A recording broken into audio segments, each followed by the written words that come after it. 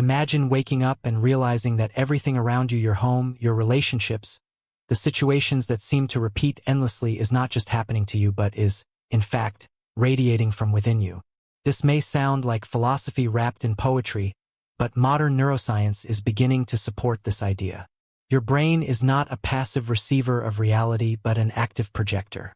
According to studies in cognitive science, such as those from the University of Sussex, our brains take in fragmented sensory data and reconstruct what we call reality based on prior beliefs, memories, and emotions.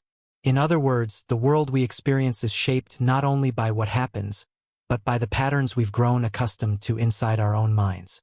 Now, think of your life like a garden. You did not plant every seed knowingly, but the soil, your subconscious mind, has been fertile ground for every word you heard as a child, every moment of shame or joy, every subtle message picked up from culture, religion, or family. And just like a garden, whatever is planted eventually grows. If you've ever asked yourself, why do I keep ending up in the same kind of relationships? Or why does money always seem just out of reach? Then you've likely tasted the fruit of unconscious planting. This is not your fault. Much of our mental programming happens before we are even 7 years old. The psychologist Dr. Bruce Lipton explains that during early childhood, our brain operates primarily in theta frequency, a state ideal for absorbing beliefs but not for questioning them.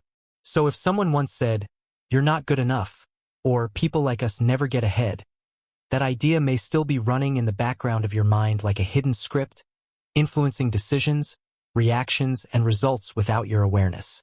The good news is this: what was once unconsciously installed can now be consciously rewritten. But the first step is awareness. You must begin to look at your life not as a series of random events, but as a mirror, one that is reflecting what you emit emotionally and energetically. Quantum physics, particularly in the field of observer effect experiments, demonstrates that particles behave differently depending on how they are measured. Reality, it seems, is not fixed until it is observed, and the nature of that observation affects the outcome. This lends a fascinating layer to the ancient Hermetic principle that the universe is mental. Not because thought alone moves mountains, but because the structure of what you expect, believe, and emotionally align with determines what you notice, how you respond, and what patterns you continue to live out. Imagine a man standing before a mirror and frowning at his reflection, hoping that if he frowns long enough, the mirror might eventually smile back. That's what most people do with life. They react to the reflection rather than realizing they are the source. And just like a mirror, the world doesn't respond to what you want, it responds to what you are, what you vibrate emotionally, what you believe to be true, especially when no one is watching. So what can you do with this knowledge? Begin by observing. Over the next 3 days, commit to watching your own thoughts and patterns as if they belong to someone else. Don't try to fix anything yet. Just notice. Are you more focused on fear or trust? Scarcity or possibility? Pay attention to the words you use, especially when you talk to yourself. Science tells us that the brain can't distinguish between a real threat and an imagined one. So every negative phrase spoken inwardly can trigger your nervous system as if it were under actual attack. This means your body, over time, begins to mirror the environment of your mind. That is not just poetic, it's measurable through cortisol levels, immune system responses, and even the way your brain rewires itself through neuroplasticity. This is not a call to deny reality. It is a call to co-create it. And if you're over 65, you might be thinking, isn't it too late to change? The answer is absolutely not. Studies in neuroplasticity from institutions like Harvard and MIT show that the brain continues to rewire itself well into later adulthood. Meaningful change is not only possible, it can be accelerated through focused intention and consistent mental practice. Today, you can begin with a simple step. Before you go to bed tonight, write down 3 recurring patterns in your life that feel out of alignment. Next to each one, instead of blaming the outside world, ask yourself, what belief might be living in me that reflects this? You don't have to know the answer yet. Just ask. Curiosity is the beginning of all wisdom. And if you keep asking, observing, and gently pulling back the curtain, you will find that the answers were never outside of you. They were just waiting for the right moment to be seen.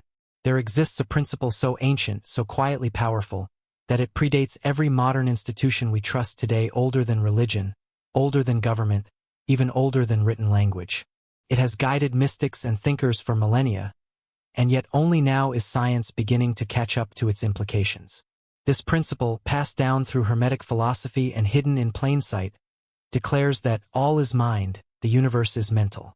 At first glance, this may sound abstract or poetic, but when viewed through the lens of modern science, it reveals something deeply practical.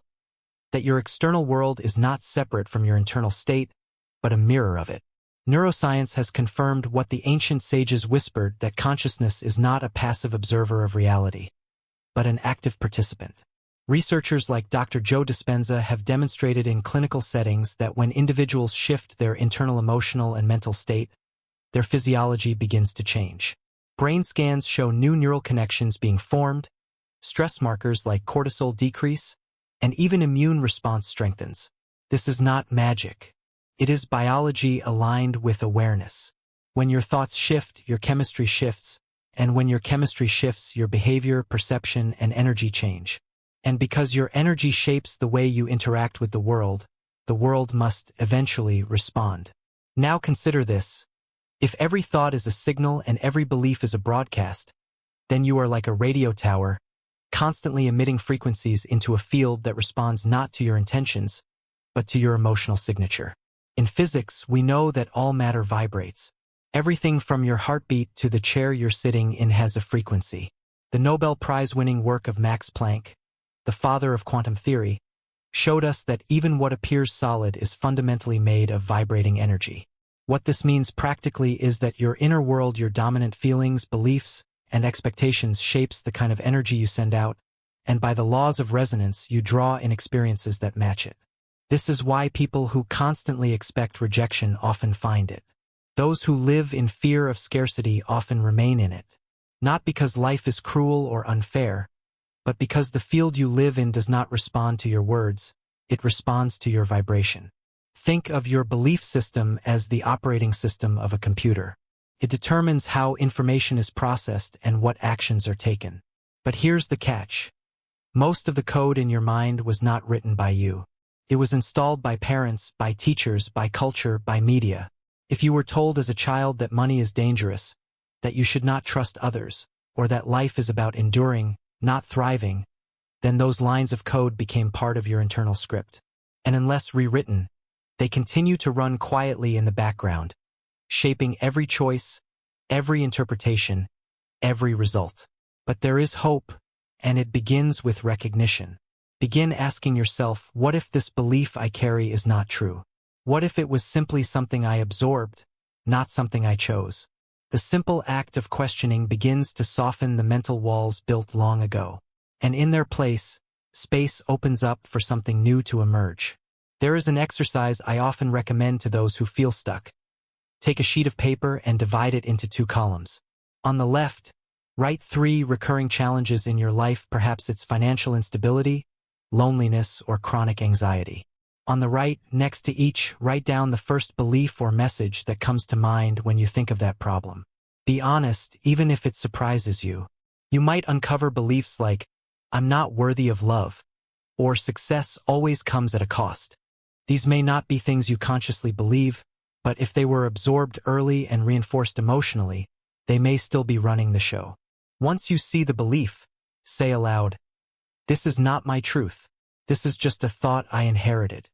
Then write down a new belief you'd prefer to carry, something empowering, specific, and emotionally resonant. This practice is not a quick fix, but it is the beginning of reprogramming. And research in neuroplasticity shows that when a thought is repeated often, especially when paired with emotion, it becomes a new neural pathway. That is how belief becomes biology. You are never too old to change what you believe. In fact, later life offers a profound advantage perspective. With years of lived experience, you now have the wisdom to examine patterns not with blame, but with curiosity. The aim is not to condemn the past, but to liberate the present. And as you do, you'll find that the world around you slowly begins to shift. Not because you forced it, but because you finally changed the one thing that has always had the power to shape reality, your mind. This is not philosophy for the sake of theory. This is practical transformation grounded in both science and soul. So today, begin listening not to what the world tells you, but to what your inner voice has quietly longed to believe. That you are not at the mercy of life. You are the source of it. And once you take responsibility for what you emit, everything around you will begin to align in response. Once we begin to recognize that our beliefs shape the lens through which we perceive and interact with the world, the natural next question is, how do we change those beliefs? It's one thing to become aware of a limiting thought, but it's another to transform it at its roots, where it lives not in words but in vibration. This transformation doesn't happen through willpower alone. It happens through structured, intentional reprogramming using the same mechanism that installed those beliefs in the first place. Repetition paired with emotion. The ancient Hermetic teachings spoke of the power of the word, not merely as a tool for communication, but as a vibration that shapes reality. Modern science is now confirming this through the study of neuroplasticity and epigenetics. Research from Dr. Norman Doidge and other neuroscientists shows that the brain rewires itself based on repeated thought and experience. This means your mind is not fixed. It is plastic, moldable, responsive to how you think, feel, and speak over time. If your mind is a garden, then repetition is the act of watering the seeds you want to grow, and your emotional tone is the sunlight that makes them flourish. The most effective way to begin reprogramming is through what I call vibrational declarations, spoken affirmations grounded in personal truth and aligned with universal principles. These are not casual slogans, but intentional statements that speak directly to your subconscious, especially when delivered in moments of mental receptivity. Science has shown that the brain enters a theta wave state in the early morning and just before sleep, a state where the subconscious is most open to suggestion. That's why the ancient traditions emphasize speaking words at dawn and twilight. They understood something modern labs now measure. So each morning, before checking your phone or turning on the news, speak a declaration aloud. Choose words that reflect the reality you intend to live, not the one you are trying to escape. For example, instead of saying, "I want to be free from fear," say, "I am grounded in peace and power." This matters because the brain doesn't register the absence of fear, only the presence of what is emotionally emphasized. Similarly, each night before sleep, affirm again. As you drift into the subconscious space, your mind accepts what you feed it. And what it accepts, it eventually emits. What it emits, reality echoes. Of course, there will be resistance. The old beliefs have been part of your identity for decades, and the mind tends to protect its programming, even when that programming is painful. Doubt may arise. Fatigue might creep in. You may even feel foolish speaking new truths aloud. This is normal. In fact, it is a sign that you are approaching the threshold where change occurs. Think of it like exercising a muscle that has been dormant for years. The soreness is not a signal to stop. It is a sign that you are awakening strength. Keep going. Even when your emotions do not yet match your words. Keep going. Your nervous system learns by repetition. Just as the body forms habits through practice, the mind builds belief through persistence. The more you speak your new truth, the more your cells begin to align with that frequency. In time, you'll notice a shift not just in how you think, but in how you feel, how you react, how others respond to you, and even in what opportunities seem to appear. It is not coincidence. It is coherence. When your inner world becomes clear and consistent, the outer world begins to reflect it with astonishing accuracy. You might be wondering, is this all really necessary at my age? Isn't it too late to change what's already written? The answer, backed by science, is a resounding no. In fact, studies at UCLA and Harvard show that seniors who engage in new mental patterns, especially those involving language, intention, and emotional regulation, experience measurable growth in brain volume and function. Your brain does not retire, it rewires. And the older you are, the more patterns you have the power to undo, not through struggle, but through consciousness. So I invite you, starting tonight, to speak differently. Use your voice not only as a form of expression, but as a tool of transformation. Do not speak what you fear. Speak what you choose to become. Let your words become the architecture of your new reality. Speak slowly, with emotion, and with reverence for the power that lies in your breath. because the breath carries the word, and the word shapes the world. And as you do this, remember, you are not pretending. You are remembering. You are reclaiming the truth that has always lived quietly beneath the noise. You are not broken. You are programmed. And every line of code that no longer serves you can be rewritten, one word, one breath, one belief at a time. Now that the mind has been silenced and the old beliefs have begun to loosen their grip, we enter the most delicate and powerful stage of transformation: integration. This is where the inner shifts are not only felt but embodied.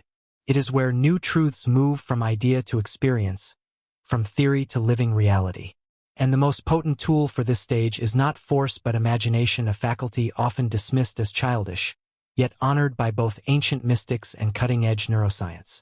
The great philosopher Plato once said that all learning is remembering, and he was right. When we visualize with clarity and emotion, we are not merely daydreaming. We are activating neural circuits that shape perception, behavior, and ultimately, the outcomes we draw into our lives. Neuroscientists at the University of Geneva have shown that visualization stimulates the same regions of the brain as real-life experience. This means that your brain does not fully distinguish between what you vividly imagine and what you physically encounter. In practical terms, if you repeatedly imagine a joyful, empowered version of your life while pairing it with deep, rhythmic breathing and elevated emotion, your brain begins to install that imagined state as if it were memory. And because memory shapes identity, your future begins to respond not to your past, but to your inner design. To practice this, I invite you to dedicate just 10 minutes a day to what I call active visioning. Sit in a quiet space, take slow, deep breaths, and picture yourself already living the life that reflects your new beliefs. See it in full color. Hear the sounds. Feel the sensations. If your vision includes vibrant health, imagine your body moving with strength and ease. If it includes deep relationships, feel the warmth of connection. If it involves peace and purpose, let that emotional tone fill your chest. The key is not just to think the image but to feel it, because emotion is what impresses the vision onto the subconscious. Studies by Dr. Tara Swart and others in the field of neuroplasticity confirm that emotional engagement during visualization enhances the brain's ability to encode new patterns. This is not wishful thinking. This is deliberate mental conditioning rooted in biology. What makes this process even more remarkable is how quickly it can begin to shift your physiology. Within minutes of engaging in conscious breathwork and focused visualization, your parasympathetic nervous system activates, reducing stress hormones like cortisol and increasing oxytocin and serotonin chemicals associated with trust, connection, and well-being. In this state, your body becomes a fertile ground for renewal, and your energetic field begins to broadcast a new frequency. And as quantum physics suggests, the field around us, the space once thought to be empty, is actually alive with potential, responding to our coherent signals with precision. In this way, imagination becomes not a retreat from reality but a blueprint for it. Now, some may wonder if this is just a form of escapism. I understand that question, especially from those who have lived long enough to have seen promises broken and dreams fade. But this is not about ignoring what is. It is about generating what can be. The goal is not to deny pain or struggle, but to step beyond them with a mind that refuses to be bound by old evidence. You've seen enough winters to know that seasons always turn. And now, equipped with tools both ancient and scientific, you can choose to be the one who turns the wheel. So here is your invitation. For the next 3 days, give yourself 10 minutes each morning to visualize your desired life as if it were already happening. Breathe deeply. Engage your senses. Feel the truth of it as though it were already yours.